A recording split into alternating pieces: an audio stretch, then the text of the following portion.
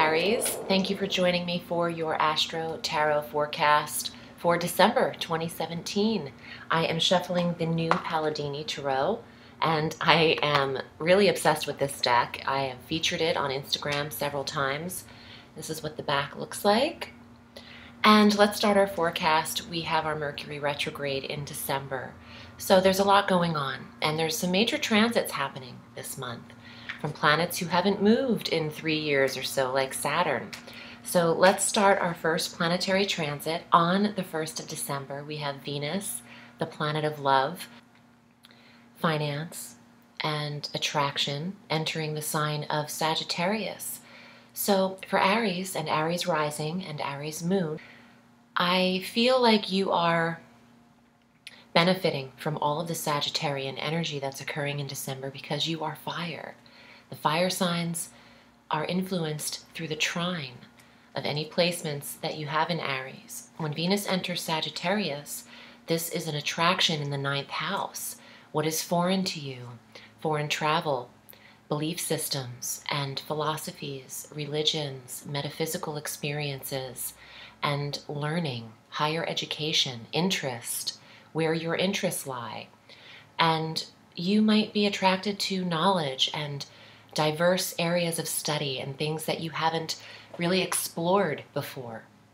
Because Sagittarius is an explorative sign of the zodiac, when Venus is here, we are attracted to things that are not familiar to us. And I feel like Aries is dipping into that area. This is also the same sector where Mercury retrogrades for you. So foreign travel isn't the best for you through the time frame of the 3rd of December through the 22nd. That is when Mercury retrogrades at 29 degrees of Sagittarius, back through the 11-degree mark. I'm in the, I just felt the lighting switch in the room, and sometimes when that happens, I'm in the home I was born and raised in New Jersey, and this is the room where my father passed, and I feel like, you know, when I do my readings in here, it has some magnificent energy. Anyway, in our retrograde, where Mercury will slow down and reverse back to the 11-degree mark of Sagittarius, this is all involved in the 9th house for you, Aries. And this is not a great time for you to travel long distances. And this planet of communications will be conjunct Venus, and also will retrograde past Saturn again. And this is where I feel there is a final lesson in this area of where Saturn has been placed in Sagittarius since December 17th of 2014. He's been here. So he's getting ready to move this month. And when Mercury crosses over Saturn in this retrograde, I feel like there is a final review here. And the combination of communications and intellect, where we have Mercury, with Saturn, that is limitations, restriction, and even the attempt at the progression of learning. There is learning lessons here in this 9th house, and I do feel it's going to apply differently for every Arian out there because the 9th house is vast, and there's different categories in all of the houses. So you could have a final review in knowing whether or not you should hold your tongue, is what I'm getting. Certain things need to be expressed and certain things don't.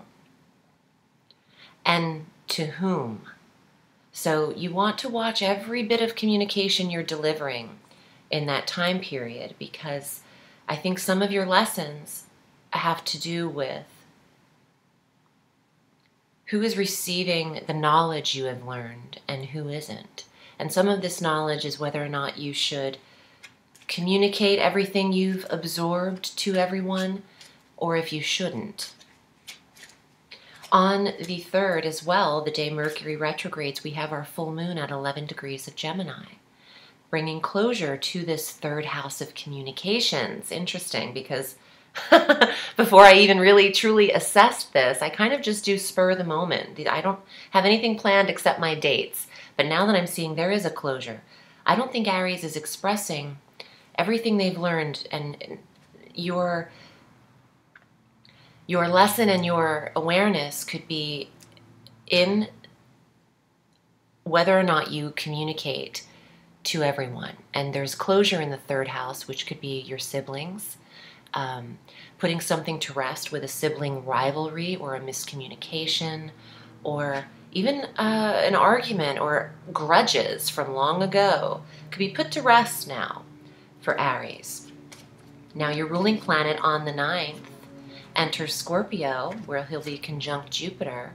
The expansion of your 8th house of shared resources is very strong for the full year, but when Mars is here for 60 days, effective the 9th of December, this is a trigger. This is catalyst energy crossing over Jupiter eventually.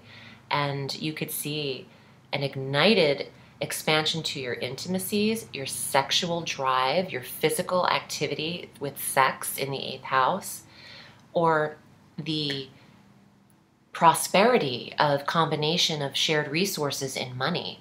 Mars ignites Jupiter in this sector, and the two of them work aggressively together. Jupiter isn't aggressive, but Mars is. And this energy could be big in the 8th house. So estates, wills, inheritances, investments, other people's money is triggered here at the 9th. We have our new moon on the 18th at 26 degrees of Sagittarius. Again, 9th house energy. Taking a new course of study is highlighted for Aries. Becoming intrigued with something that you haven't that you need to delve into is what I'm getting. Astrology, tarot, the 9th house, things that are metaphysical, even healing types of practices, Reiki courses, crystal healing courses, massage, explorative classes.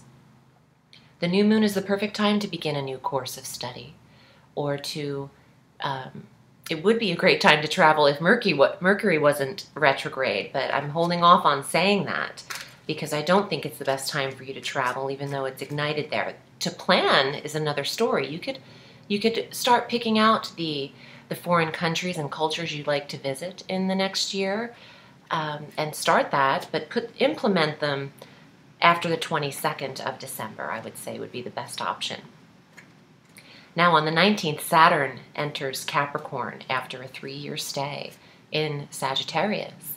So this will square you. Now, this is a tricky placement for you because you are a cardinal sign, Aries. You are the initiator. You are the leader of the zodiac. You don't follow, you lead.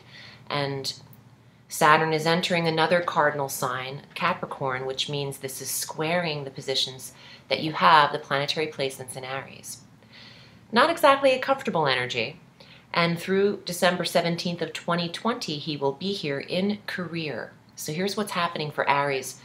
You are, in the next 3 years, realigning what you're doing for a living and how far you're taking it. If you are not in your dream job, if you are not in a position that you feel completely comfortable with in work, but in the career, in your profession, where you hold yourself the highest point of the chart, the 10th house, if you're not comfortable there, there could be a deconstruction in this area, because this is also the sector where Pluto is residing. And eventually, in that 3-year period of time, especially in 2019, I know I'm way ahead of myself, but I looked at the astrology, and it is combustible energy between Saturn crossing over Pluto in the 10th house of career. Some Arians, through the course of this transit, 3 years long, will be leaving their jobs, will be retiring, or completely ending the path of that particular career and starting something new. There's a realignment, and Saturn returning here wants this to be recognized in career for Aries. So again, it would be helpful to get a personal reading so we can go over the specifics of just you. But generally speaking, the house of the father figure, the paternal sector of your chart, and this could have to do with your father and the relationship with dad. For those of you lucky enough to have fathers still with you, there could be a lot of lessons learned throughout that time period about your relationship with them. And it's an intense placement, Saturn in the 10th house conjunct Pluto when he gets there. Deconstruction is the word that I'm feeling, which is very Plutonian. And I feel the career has been going through some change just because Pluto's been there, and that is the planet of change. I feel like it could work in two ways for Aries, though. It could create endings in the career and time and energy for a new channel of career. It could also see you break out of that and head upward in career, and you're no longer attending to the minutia of career, and you could see yourself highly promoted or in a new career entirely. Our sun joins the party, and from the 19th on, it is Capricorn's energy. The sun in Capricorn on the 21st, and on Christmas on the 25th, if you celebrate that, Merry Christmas or Happy Holidays to you. Happy holidays in general, doesn't have to be Christmas. I know everybody's doing different things, and I don't blame you. Venus joins the party in Capricorn from the 25th on, so career is strongly highlighted at the end of the month. And it's also an area where you might be most attracted towards the end of the month due to Venus's energy there. On the 1st of January, we have our full moon. What a great day to hold that energy to start the year. 4th house for you, 11 degrees of Cancer, our full moon on the 1st of January. I thought I would mention it in this forecast. Some of you might be inspired to start the year in a new environment and putting an end to some location or home life in a certain area that you've been dwelling. Let's get to the cards, Aries. I'm thoroughly shuffled, and if you'd like a reading with me, you can reach me at Audrey Alison, Astrology and Tarot on Facebook for posts, but to book a reading, it's audreyallison.com. And I'm also running another special through the 24th of this month of November. If you book a 60 or 90-minute session with me for an Astro Tarot reading, you will receive 10 free additional minutes to tack on to the end of that reading or to use by the end of this year. So consider that. If you haven't had a reading before, I would love to read for you. This is one of my favorite things to do, and I get obsessed when I look at someone's astrological chart. And the tarot is, you know, my best friend. So we'll get down to it. The first card for Aries for the month is the Wheel of Fortune. Beautiful, beautiful, beautiful. And this is a Jupiterian card in your 8th house of shared resources. The Wheel of Fortune can be money. Look at that card. It's so sweet. I love this artist, David Palladini. The Wheel of Fortune can be money itself, but it's also being at the right place at the right time. Very lucky. It's about divine timing. It is about the right combination, finding the right niche for you. And this could apply to career. Let's see what else is here. Hermit. Retreat. It's also the sign of Virgo in the tarot. Stepping back quietly and assessing. The Hermit always keeps the light on. He always keeps his lantern on in the sky of darkness. And there is a new moon sliver near his head. So I think that the time frame of our new moon on the 18th could be the time Aries starts to go inward, and maybe you're not feeling as social over the holiday. That's okay. You can't be dialed up on 100 or 10 every week of every month. Wow. More major arcana. So you've got 3 major arcana cards. The Hierophant. This is 9th house. Thank you. Thank you. Thank you. Study. Spirituality. The Hierophant is the guru, the master. Knowledge. Wisdom. Metaphysical practices.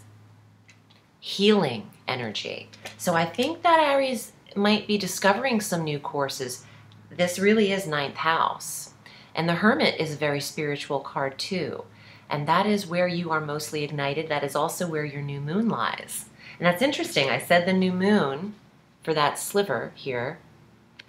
And that new moon is in the 9th house. That's the Hierophant in the Tarot. So I love the correlation here. The final card, Knight of Swords.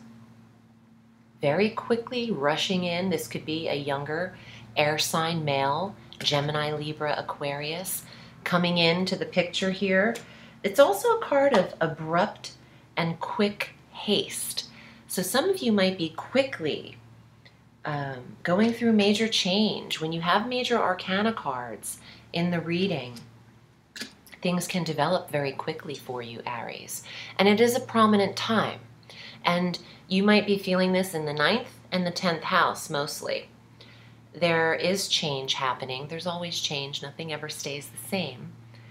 And the Knight suggests this could happen quickly. And also, the Knight of Swords is a mercurial card. That Mercury Retrograde in the 9th house could have you quickly signing up for a course, trying to rush and attend. Take your time as much as you can in the retrograde, because you don't want to push to try to attempt to get too many things done while the planet of getting things done is retrograde. So be kind to yourself. This is a time of change, and it's also a time that you are in the right place at the right time, starting this reading with the Wheel of Fortune. Trust in the inkling to go somewhere. If you feel the need to go to a particular store, I'm getting that even the stores you attend have meaning. I know this isn't a love reading. You do have Mars in your 8th house. There is intimacy and connection available to you. And referring to the message I just got about heeding when you need to be in the store or not, I would trust these quiet hermit, quiet voices that come through. Oh, I need to go there today. I should check that place out. Trust the intuitive instinct. These are not coincidences. You're trying to be realigned and led.